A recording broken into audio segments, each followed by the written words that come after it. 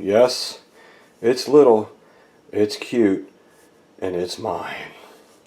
This is my new Egg McMuffin machine. Thank you, Bill. See, when you have friends that are slightly overweight, just kidding, Bill, you're pretty fat. They let you know about these cute little things they make. And I am, my favorite thing in the world from McDonald's is an Egg McMuffin. And lately, the McDonald's around here anyway, can't make an Egg McMuffin. It either has eggshells in it, or you can't bite through the ham. Okay? So this little machine is from Hamilton Beach. And I'm going to show you real quick how to make an Egg McMuffin. This thing makes it just right. Check this out. Alright, let's see if I could do this. I don't have my tripod. Let's do this friggin' thing one-handed. So what you do is you lift this up, and you put the bottom of your Thomas's English muffin. I cut it like a retard, but the bottom one, that goes down there, right? Then you put the ham on, like that. Well, actually, it's better to put the cheese on first, because if you don't, it slides all over the place when the cheese melts. So you put the cheese on the bread. Hold on, I forgot to fucking retard. Hold on. Sorry, I didn't have the cheese out of the plastic. When you put the cheese on the bread. And don't make sure it don't hang over the sides, because it runs all over the place. All you need is a little bit. Believe it or not, that little bit of cheese is plenty. You put that there, then you put your Canadian bacon on like that, which is pretty much ham. Alright, then you pull it down like that. Still don't know what the fuck I'm doing. Then you crack an egg. I'm trying to do this one-handed. I'm not a chef. Without getting the fucking eggshells all over the place. Oh man, I did it. Cool. Okay. Oh god, I hate how that feels. Now, the other thing that it might not tell you to do, what you should do, is break the yolk. So break that yolk. Just makes it cook more thorough. Then put the top of the bun on, like that. I cut it like an idiot, that's why it looks like shit. Close it, and I swear to you, what time is it? 9:31, 9:36. You will have a perfect Egg McMuffin. So we'll have to wait 5 minutes. Okay, time is up. Literally 5 minutes. So what you do is you get this lever, you pull this lever this way, that drops the egg down. And when you don't see any residue on there, you know the egg's cooked right. So if you don't wait and you see white on there, that means the egg's not cooked enough. So it's 5 minutes, but I wait 6 minutes. I wait like an extra minute. Okay, then you lift this fucker up like this and just poke it, and then lift this one up, push it down a little, just make sure it's seating, and then lift it up, and it's a friggin' Egg mother humping muffin. Look at that. It's really, really hot, so I'm probably going to get burned, but I'd do anything for you guys. Look at that. Perfect. So it's when it's done, it's super, super hot, so you gotta let it sit for a minute. And that's it. And it literally takes like minutes, and it's done, and there's no mess. Look at that. No mess. Alright. I got a little shout out for the Lower Merion Police Department. What's up, guys? Want to show you, just got that patch from a friend of mine. That nice? We thank you for what you do. We appreciate everything the police does. Yep. And also, I want to show you new sights that I got from my Gen 4 Glock 19. These are pretty cool. They're from Ameriglow, if I'm saying that right. They're tritium, and they're a single dot in the front and a little dash in the back, and I'm really shooting really tight groups with them. And I will show you them, and just some stupid updates.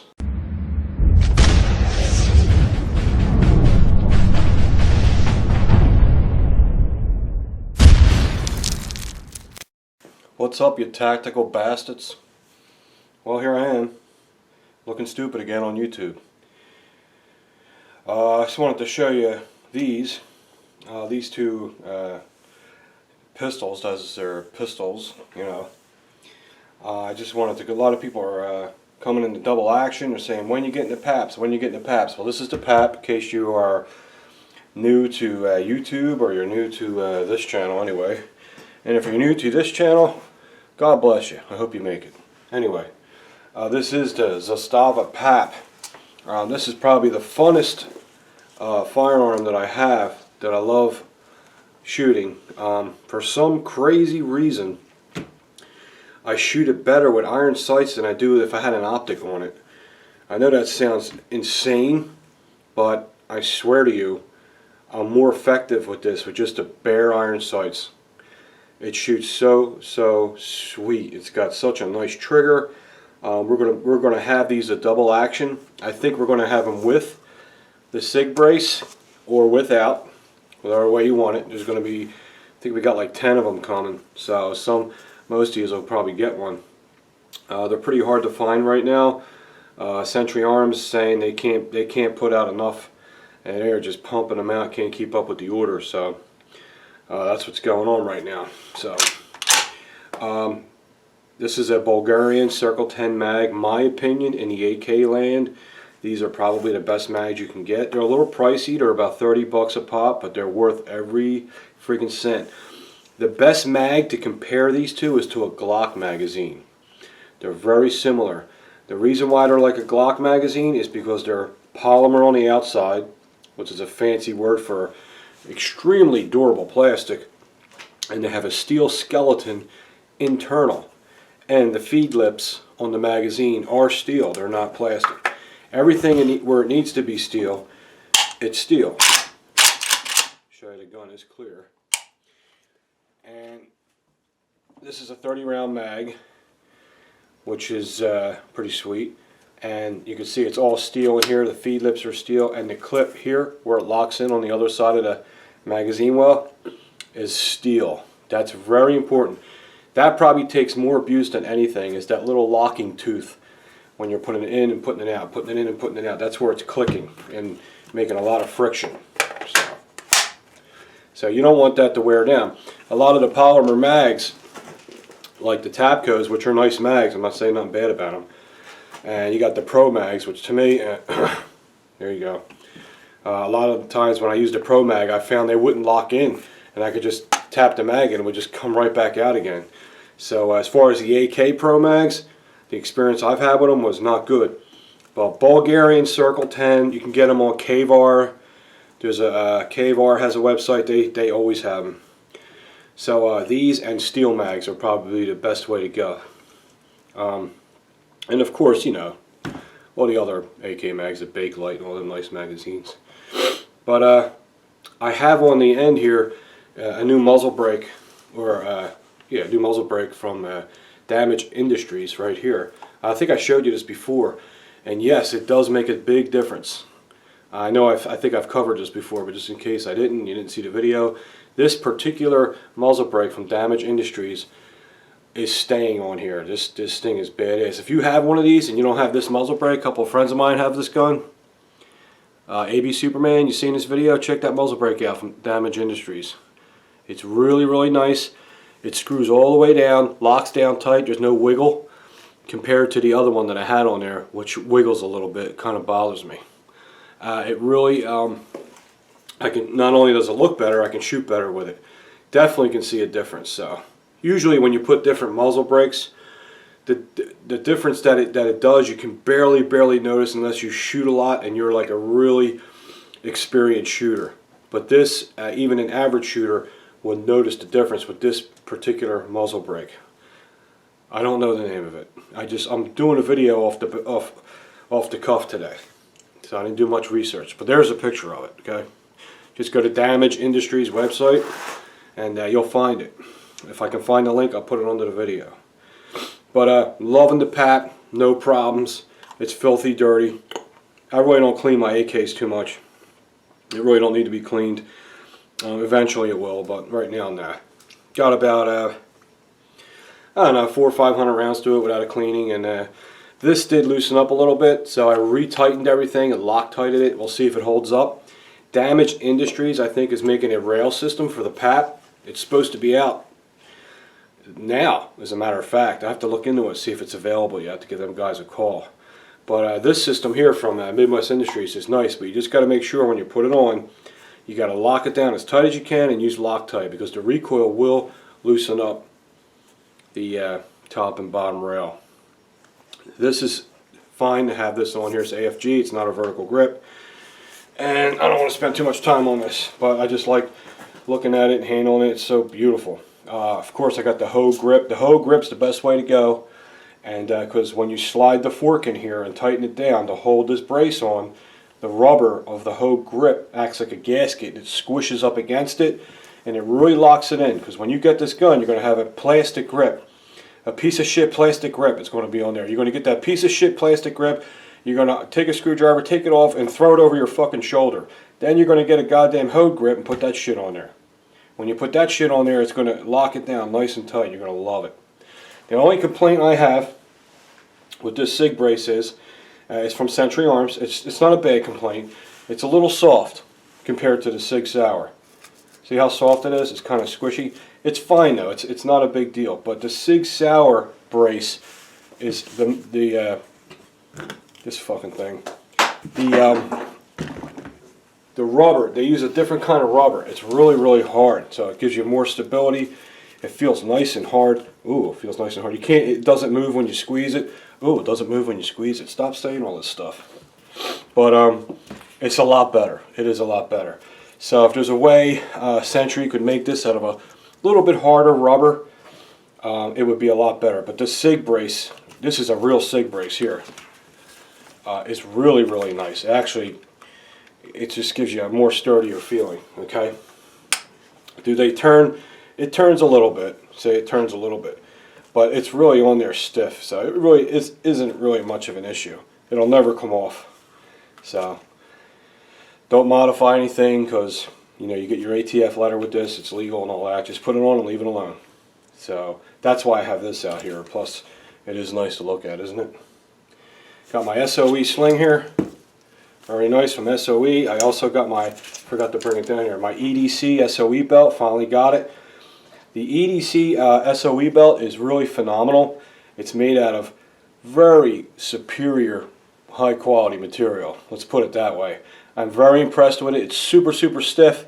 So it holds my gun, my mag, my light, holds all the shit I got to carry when I go to work. Holds it up nice and firm. I should have brought it down, but I'm not going up 3 flights of steps to get it. But take my word for it, the SOE EDC belt is worth the wait. You might wait a month, you might wait 6 weeks, but order it and forget it. And when it comes, you'll be very, very happy. So, the guy makes really good stuff. So that's that, and I just wanted to show you my Glock, my new sights on my Glock. I want to talk about these sights for a minute. I like them a lot. I might keep them on. I think I'm going to keep them on there because I shot the best I ever shot with this Glock 19 Gen 4 since I've had it with these sights on it. I think they're called Ameriglow sights. They have Trijicon stamped on there, which means they have the tritium night sights in there. Okay, Glock 19 Gen 4. It's doing really well. It's all clear.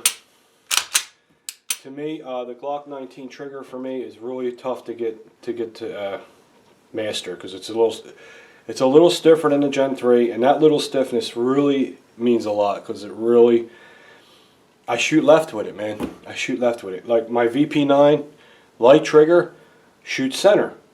Stiff trigger, shoot to the left. What is it? Is it the sights? Are the sights on straight? No, that's not what it is. It's the trigger. I stiff trigger, I shoot to the left. Light trigger, I shoot dead center. It's the trigger. So I put a Glock OEM manufacturer 3.5 connector in here. The problem with them is it's great because it's Glock, but it's not as light as the Ghost trigger. You don't feel much of a difference. I also changed the trigger spring, and it's still right there. It hits that wall, and when you hit that wall, that's what makes me must do this, curling the gun to the left. So for this particular gun, I had to drift the sight a little bit to the right because I was shooting to the left. Now when you're adjusting your sights, if you're adjusting a front sight, you follow where you're going wrong. If you're shooting to the left, you move the sight to the left. The rear sight's the opposite. If you're shooting to the left, you move it to the right. If you're shooting to the right, you move it to the left. That's how it works in the rear. So as you can see, the rear sight is over maybe a 30-second that way, maybe a little heavier than a 30-second to the right, but it did put me right on target. The Amerigo sights so far with these sights I have on here is the best I've ever shot this Gen 4 Glock 19. Now they range from, they can go from like $65 to like $89 to pair. It depends where you get them. We don't really carry them at Double Action. I think we should, because it's just something different, and they work great. They look great.